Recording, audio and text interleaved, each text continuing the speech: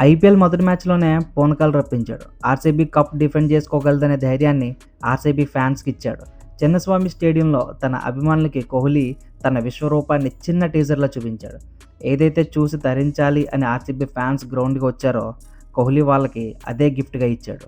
విరాట్ కోహ్లీ గురించి ఇంకాస్త క్లియర్‌గా మాట్లాడే ముందు మన ఎస్ఆర్హెచ్ చేసిన వీరోచిత ఓటమి పోరాటం కోసం మాట్లాడుకోవాలి.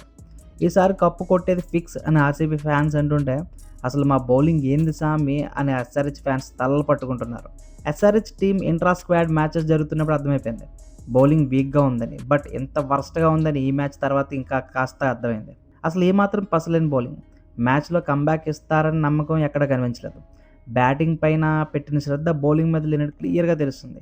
200 రన్స్ కొట్టి మ్యాచ్లో మినిమం ఫైట్ ఇవ్వలేదు.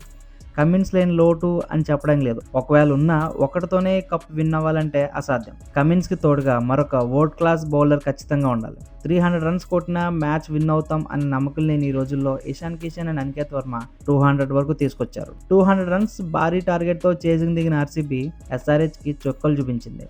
మెయిన్గా ఎస్ఆర్హెచ్ బౌలింగ్ చూస్తే ఈ సీజన్ సర్దేసేటట్టుగానే కనిపిస్తుంది. 200 రన్స్ టార్గెట్ని 15 ఓవర్స్లో సమర్పించుకుందంటే అర్థమవుతుంది ఇంకా ఈ సీజన్ కష్టమని. ఇక ఆర్సీబీ బ్యాటింగ్కి వస్తే పడిక్కల్తో మొదలైన ధమాకా కింగ్ విరాట్ కోహ్లీతో ముగిసింది. డొమెస్టిక్ క్రికెట్లో భయంకరమైన ఫామ్లో ఉన్న పడిక్కల్ ఓపెనింగ్ మ్యాచ్లో ఊచకోత కోశాడు.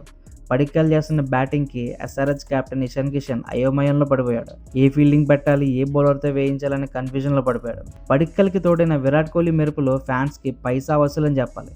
దూకుడైన బ్యాటింగ్తో వింటేజ్ విరాట్ కోహ్లీ ఫామ్లోకి వస్తే ఎలా ఉంటుందో చిన్నస్వామి అభిమానుల సాక్షిగా ఎస్ఆర్హెచ్కి పరిచయం చేశాడు. అసలు ఎంత ఫిట్ అండ్ యాక్టివ్గా ఉన్నాడంటే T20 వరల్డ్ కప్ తర్వాత ఎందుకు రిటైర్మెంట్ ఇచ్చారనే క్వశ్చన్ ఇప్పుడు అందరిలోనే స్టార్ట్ అవుతుంది. ఎందుకంటే అంత బీభత్సమైన బ్యాటింగ్తో విరుచుకుపడ్డాడు విరాట్ కోహ్లీ.